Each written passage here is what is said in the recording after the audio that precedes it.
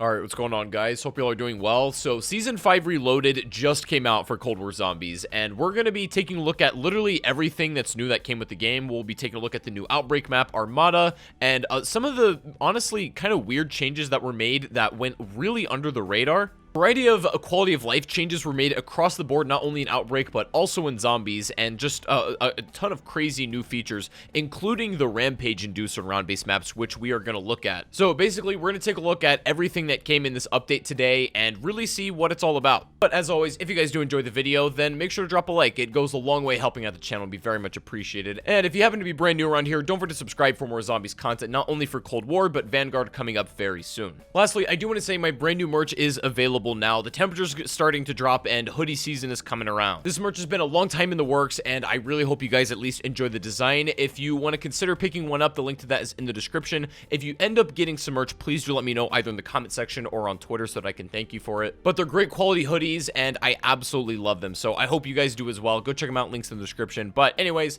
let's get into it. Now, in this update, we were given our final Outbreak map called Armada, and yes, obviously this is a map that already existed so far in Cold War multiplayer, just being ported over into Outbreak. It's redesigned a little bit to be more conducive to this mode, and I was originally worried that this, like, just kind of area wouldn't really play that well in Zombies. There is a lot of open space in the water, and you don't really utilize it too much. Now, oddly, there is a lot less, like, just general square footage in terms of playable area than compared to some of the other Outbreak maps that are on land. And I did mention that this is indeed the final Outbreak map. Treyarch did confirm it, so I don't know exactly if they're going to be adding more Easter eggs to it, or perhaps different objectives and like little side quests and world events, stuff like that, although there was a brand new world event added in this update, which we'll get into in a second. But Armada is the final map we're getting for Outbreak, which is kind of weird because we know there are still a bunch of locations that exist that were made for Outbreak, but we've never gotten, and I assume that's just because of like the way that they're going to be distributing content. Now, that does beg the question of what they're going to be doing for Season 6 and Season 6 Reloaded with Outbreak, because clearly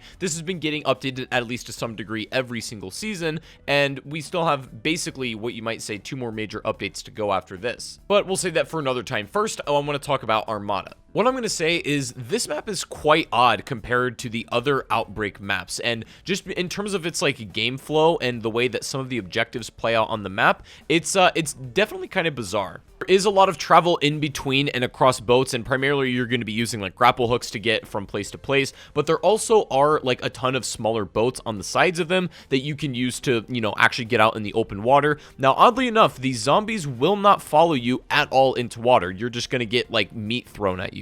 While I do think the idea of having a like map on the water kind of like this in Armada is a good idea for Outbreak, and I think it's like good to have as a one-off, kind of the idea of the rest of the square footage being just open water and essentially non-playable dead area is a little bit strange. However, the parts of the map that are playable actually work really well with zombies running around in it. I really wouldn't think that would be the case, but they have tweaked and catered this map even in small subtle ways just to make it conducive for the zombies gameplay. Now, as far as the Outbreak mode in general is concerned, the new survival mode that's coming alongside this update in Season 5 Reloaded is not actually going to be available until I believe the 21st for the Warzone Numbers event. Honestly, outside of that, there really isn't too much to say about Armada itself just as a map.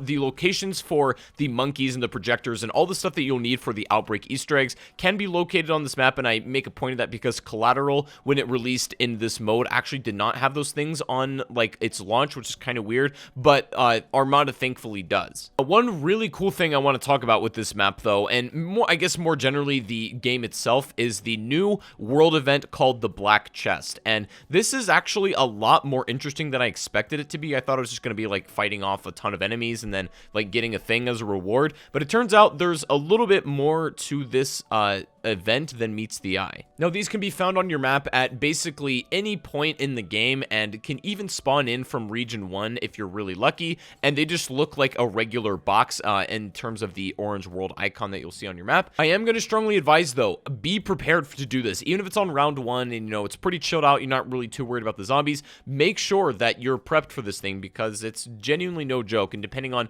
what map you're playing on and even the location it's in, it can be somewhat tricky. But you'll start the Black Chest challenge, and these 3 orbs will come out of the thing, and it'll reveal seals that are located around the map they'll be like revealed by these orange icons very close to its proximity, and you need to go and like shoot and destroy these orbs. And it seems like it'd be really easy because they're just sat there stationary, but once you get close enough to them or you start firing on them, these will start flying around you in like a very erratic pattern, and they also will hurt you if they get too close. Now, on top of this, it might look easy in Armada because, like, I'm in the middle of the ocean and no zombies can actually get to me. But once you're, like, on land and in different locations, zombies will swarm you while you're doing this, and you actually get a lot of them. Now, if it wasn't clear, your job is to break these orbs by dealing enough damage to them, like doing, you know, enough gunshots will destroy one, and you'll actually get a quote when that happens, and it'll disappear from your minimap. As a quick tip, Frenzied Guard for this is really good at just slowing down the zombies to a very manageable pace.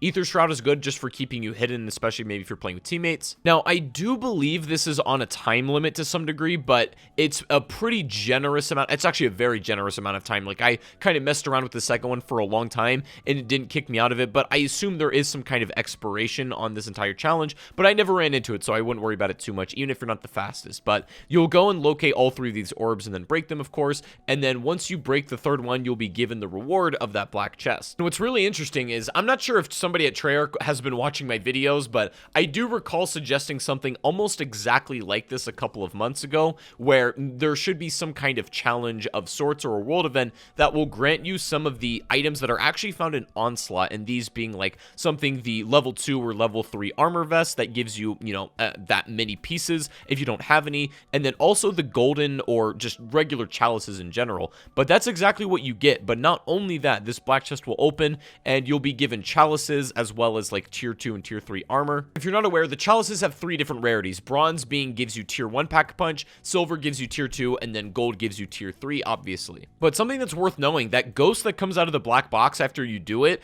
is, he's basically on the world that you're on. If you ever get into a situation where you're like 1 HP, he will actually come and rescue you. Like, he saves you from dying if you're like one shot. And I think it has some kind of cooldown, but I'm pretty sure it's only due to the region you're on, because you can do the black chest again when you go to the next one. But it's like a nice little safety net, and they're definitely worth doing, I think. Now, let's talk about the next really cool feature for round-based maps, and we did discuss this in like the update video, just talking about it, but this is actually gameplay of the Rampage Inducer. Now, I'm going to show you exactly how this works and just kind of some tips for it so that you don't get absolutely clapped the first time you turn it on, because it's actually pretty aggressive. So, the Rampage Inducer is this, like, yellow crystal device that exists in the spawn room of all round-based maps, and what it will do upon you activating it, either by yourself or with a team, it cause zombies to basically be literal super sprinters, like round 55 plus super sprinters, on round 1 and 2. And it doesn't last that long. It's all the way up to round 20, and I'm not kidding when I say they're actual super sprinters, but don't need to worry about these being like extremely strong like a regular super sprinter would be in terms of health. They're the same like HP as the corresponding round they're on, but they're just unbelievably fast. After round 20, the game just plays out and continues as normal, but this is a really cool way just to completely speed through the beginning process of this, and like it doesn't really have that like boring period right when you load into a map. You're just instantly, the pace of the game is high, and it pretty much stays high. It seems like most people in the community, from what I've observed, this is like the best thing that could have been added to round-based maps. I almost think this should be a staple in every map going forward, and like even that includes Vanguard. I'm not really sure if it should be implemented in this exact way, but it's like a neat idea just to get rid of like the really slow early game that, to be honest, doesn't really require the same amount of like progression that it used to. I guess we'll have to wait and see what they attempt to do for Vanguard, if this is a returning feature, but it seems like most people really like this thing, to be honest, and I think it's great. Like I said earlier, though, unfortunately, that Outbreak survival mode hasn't been added as of yet, and it'll be, like, you know, during the Warzone Numbers event, but I'm looking forward to playing that. Other than all those things, there really wasn't too much else added to this update. I mean, there were some minor changes. For example, 30 seconds got added onto each transport sequence objective, and a lot of people were running out of time on that one, so that's good. Also, you can hold 2 Gersh devices now, which they didn't mention at all, but you can actually hold 2 of those, and that makes them incredibly more useful. They did, like, reduce the cost of them recently, and now you can actually hold 2. There's actually quite a few minor changes that I'm forgetting about. I know I'm totally blanking, but you might run into them in game and be like, that's like kind of weird. I didn't notice that before. But a lot of quality of life stuff that maybe they didn't really feel like they had to put in the patch notes, which is totally fair. But yeah, outside of that stuff, there wasn't really too much like major things outside of the black box and also the Armada map. But next season, we will be getting the next round-based map, and that's what all this is leading up to. There's a lot of intel indicating what we're going to be doing in the next map, so stay tuned for a video. I'm working on that. As I said again, very clearly, Treyarch is working on Vanguard right now, and they're super busy with it, so I can expect this to not have, like, maybe as much content as we were used to in the beginning of Cold War, or, like, even a little bit recently, which it does make sense. It's, like, one of the smaller updates we've gotten in terms of the season, whatever, reloaded, but it's still pretty cool nonetheless. Anyways, I hope you guys did enjoy the video today regardless. If you did, make sure to drop a like rating, subscribe if you're brand new, and make sure to go check out the merch once again. The link to that is in the description. I would really appreciate it. Even if you just go give it a look, you don't have to pick it up if you don't want to, but if you do, of course, be sure to let me know that you do. But anyways, I'm gonna go. Have a great rest of your day, guys, and I'll see you all in the next one. Take it easy, and peace out.